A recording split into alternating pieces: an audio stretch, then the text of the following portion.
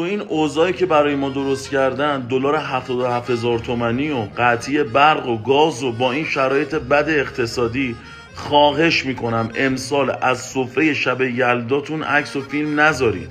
خیلی از پدر مادرها به من دایرکت دادن با گریه که امسال خواهش کن از مردم، از بلاگرها خواهش بکن، ماها دست و پاشونو میبوسیم، از سفره شب یلداتون فیلم نذارید. مادر پدر و شرمنده سفره زن و بچه شونن. این بچه ها نباید سفره رنگی ببینن.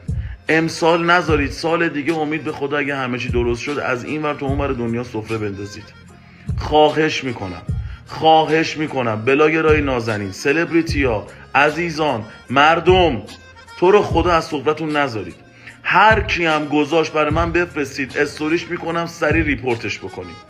تو رو جان مادرتون از سفره‌های یلداتون نذارید امسال.